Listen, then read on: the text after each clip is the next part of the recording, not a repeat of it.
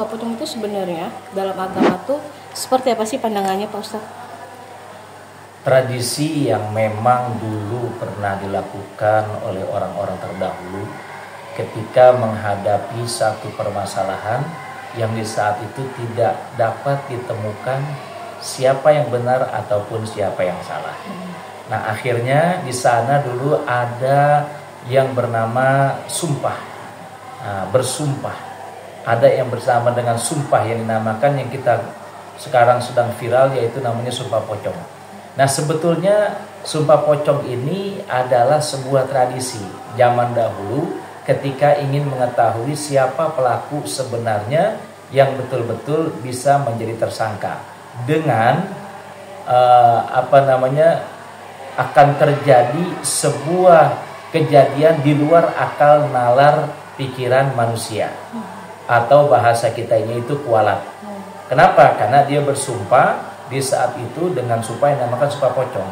Nah, adapun sumpah pocong ini sebenarnya itu hanya sebagai istilah saja.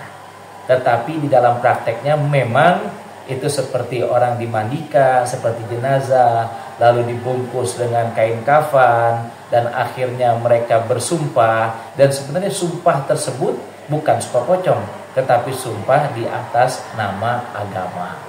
Memang kalau untuk berbicara hadis ataupun Al-Quran tidak ada di dalam syariat agama Al-Quran. Yang ada di dalam Al-Quran itu ataupun hukum agama adalah mubahalah. Mubahalah itu adalah bersumpah, saling bersumpah. Jadi antara satu dengan yang lainnya. Makanya ada kriterianya. Ketika ingin melakukan mubahalah ini, atau sekarang yang dipiralkan dengan yang namanya sumpah pocong, itu harus ada dua pelaku yang dicurigai ataupun mencurigai yang pelaku ataupun yang difitnah. Jadi ketika itu mereka akan bersumpah bersama-sama. Apabila si fulan ini melakukan tersebut, maka si fulan siap diazab. Apabila saksi ini berbohong, maka saksi ini akan diazab. Sebenarnya itu adalah estimasinya di dalam melakukan sumpah tersebut. Jadi kalau dalam agama itu tidak ada istilah sumpah pocong, tidak ada. Yang ada adalah mubahalah. Artinya mubahalah itu adalah mereka bersumpah atas nama Allah di hadapan seluruh para saksi bahwa betul atau tidaknya dia melakukan kesalahan tersebut. Memang ketika kita melakukan mubahalah atau sekarang yang ada istilah dengan dinamakan sumpah pocong, memang ada berbagai macam cara manusia untuk melakukan pembuktian ataupun pembenaran dia bersalah ataupun tidak. Terlepas nanti dia akan merasakan apa yang sudah dia laksanakan tersebut. Yang jelas harus ada dua orang. Yang pertama adalah orang yang menjadi saksi, yang kedua adalah terdakwa. Ketika ada dua orang tersebut, sahlah itu namanya sumpah tersebut.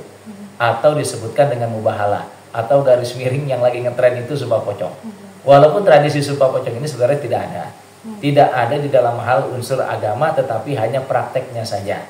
Dimandikan seperti orang yang seperti jenazah, lalu dia dikafankan, lalu dia berdoa, dia bersaksi bahwa dia tidak melakukan hal tersebut.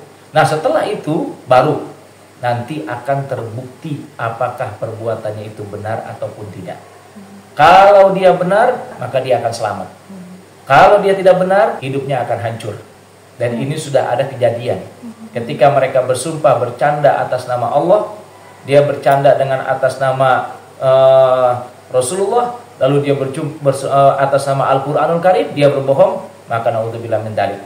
Hidupnya itu akan hancur, akan rusak, dan tidak akan baik selamanya. Untuk sumpah pocong ini istilahnya, sebenarnya saya tidak mau mengambil sumpah pocong terus, karena nanti akan menjadi sebuah kalimat di dalam telinga bahwa ada sumpah pocong dan sebagainya. Kita ambil adalah mubahalah. Nah, mubahalah ini waduh berbahaya. Apabila orang tersebut memang betul-betul tidak melakukan, insya Allah dia akan selamat. Tetapi kalau orang tersebut dia melakukan perkara tersebut, dia berdusta, wah ini luar biasa, lebih dahsyat dibandingkan dia masuk penjara. Nah, adapun perkara sumpah pocong ataupun sumpah mubahalah ini, kenapa bisa terjadi? Karena tidak adanya kepastian supremasi hukum. Makanya banyak orang yang bilang zaman modern kok masih percaya dengan hal-hal mistis seperti itu. Karena apa? Karena zaman modern orangnya, manusianya tidak bisa menjadikan supremasi hukum sebagai jalan mereka, sehingga timbullah fitnah di mana-mana, sehingga ada orang yang berani bertanggung jawab melakukan sumpah tersebut agar apa? Agar terhindar dari macam-macam fitnah. Nah, ketika kita melakukan sumpah pocong ini, jelas kita harus jauhkan dari perkara-perkara yang keluar dari syariat agama. Tetapi kita kembalikan lagi bahwa manusia itu dimandikan lalu dikafankan di akhir hayatnya. Artinya di situ ada peringatan bahwa nanti kau akan bertanggung jawab hidupmu ataupun matimu. Jadi kalau ada orang yang sudah berani melakukan hal tersebut, itu luar biasa itu. Siapa yang mau dimandikan padahal dia masih hidup? Siapa yang berani dikafankan walaupun dia masih hidup? Nanti resiko-resiko terbesarnya itu akan dia hadapi. Andai kata dia betul-betul melakukan. Tetapi kalau dia tidak melakukan itu, ya insya Allah dia akan selamat. Makanya ketika supremasi hukum sudah tidak bisa dijalankan, dia mencari jalan lain untuk melakukan pembuktian tersebut. Ini menjadi sebuah peringatan buat kita. Ada apa hukum di dalam negeri kita, sehingga keadilan zaman yang sudah canggih ini, keadilan tersebut masih sulit dicari, sehingga mereka kembali kepada zaman terdahulu untuk membuktikannya. Memang untuk mencari tempat ataupun apapun, sebenarnya semua bisa melakukan. Cuman mereka menasehati, ada perkara-perkara di luar akal manusia yang akan terjadi andai kata gue berani melangkah ke arah tersebut, karena resikonya lebih berat. Nah, resikonya lebih berat. Jangan main-main dengan hukum agama, apalagi hukum agama ini yang kita kembalikan lagi kepada syariat yang dinamakan dengan mubahalah. Ini berbahaya.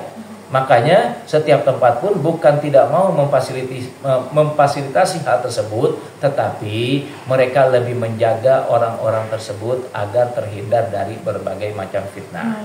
Nah, ketika ada tempat yang bisa melakukan tersebut, mungkin mereka sudah paham, mungkin mereka sudah mengasih tahu bagaimana batasan-batasan dan apa yang akan terjadi apabila memang perkara tersebut dilakukan oleh dirinya walaupun hanya sedikit saja. Lalu dia bersumpah, dia tidak mengakui itu. Naudzubillah min dzalik. Karena banyak sekali orang-orang yang bisa hancur karena sumpahnya, dan orang-orang yang bisa selamat pula karena sumpahnya tersebut. Ya. Baik Ustadz, ini kan Sakatata kemarin mengadakan sumpah pocong atau mubahalah ini. Tetapi kan harusnya ini dia menantang Ibturudiana. Nah, ini yang melakukan sendiri adalah hanya Sakatata nih.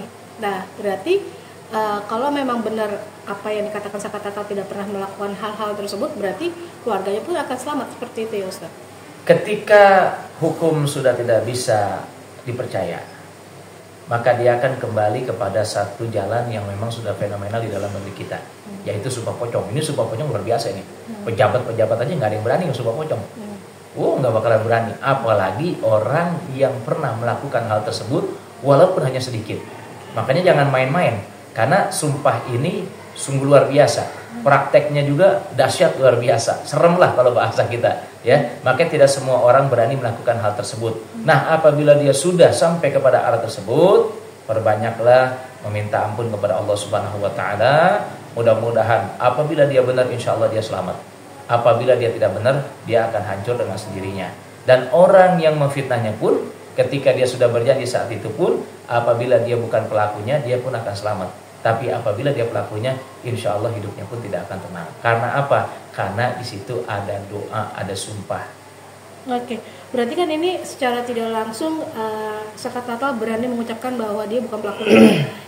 Semua ini sudah diatur oleh Ibturudiana. Berarti Ibturudiana ini bisa dikatakan nantinya akan kena tulahnya seperti itu ya Ustadz. Kalau dijelaskan tadi dalam hadis apa? Ketika mubahalah tersebut ataupun perilaku yang dilakukan dengan seseorang dengan dinamakan dengan sumpah pocong tersebut, berarti ada dua orang unsur di situ. Okay. Yang pertama unsur tersangka, yang kedua adalah unsur orang yang menjadi musuhnya ataupun pelapor. Di antara dua tersebut berarti di situ ada dua janji. Nah, makanya ketika itu kita kembalikan lagi kepada Allah Subhanahu wa taala. Apakah Allah Subhanahu wa taala akan memberikan jalan sehingga membuka segala tabir kegelapan kepada orang tersebut sehingga terbuka lagi dan terhindar dari berbagai macam fitnah. Dan orang yang memfitnahnya, orang yang menghasutnya, orang yang menzoliminya, itu sudah pasti akan mendapatkan balasan yang setimpal. Makanya ingat, hukum dunia bisa kita jalani, hukum dunia bisa kita lalui, tetapi ada satu inti yang terjadi saat itu, bahwa nanti ketika kau dimandikan, kau dikafankan, lalu kau masuk ke dalam kubur, di saat itulah hukum dunia sudah tidak lagi berlaku kecuali amal baik ataupun amal buruk yang kita perbuat. Baik. Baik Ustadz, mungkin terakhir Ustadz masukan dari Ustadz atau penjelasan dari Ustadz agar orang-orang nih yang dalam masalah ini tidak dengan gampang mengucapkan sumpah pocong, karena itu Rudiana juga berani nih akan mengadakan sumpah pocong. Nah, ini mungkin ada masukan dari Ustadz sebagai ulama. Ketika kita menghadapi satu permasalahan, baik itu kita orang yang dizolimi ataupun terzolimi, di saat itulah manusia akan mencari pembenaran dimanapun berada. Maka ketika kita kembali kepada Allah Subhanahu wa taala, hasbunallahu wa ni'mal wakil, ni'mal maula wa ni'man nasir, la haula wala quwata illa billahil aliyil azim. Yakinlah, setiap gerak kita, setiap langkah kita, pasti Allah selalu akan memberikan petunjuknya. Dan orang yang terzolimi pasti akan menang. Orang yang menzolimi pasti akan hancur. Ingat, hidup di alam dunia tidak akan selamanya, maka berbuatlah kebaikan. Kalau kau tidak mampu untuk berbuat kebaikan, maka kurangilah kemaksiatan ataupun dosa-dosa kita. Apalagi dosa kita di dalam menzolimi saudara kita sendiri. Ingat, hari ini kita bisa terbebas, tapi nanti kita tidak akan pernah bisa terbebas dari hukum yang pasti. Dan hukum itu akan kita temui nanti di akhirat. Jadi jangan lupa untuk subscribe Cumi Cumi. Ditekan ya tombol lonceng merahnya.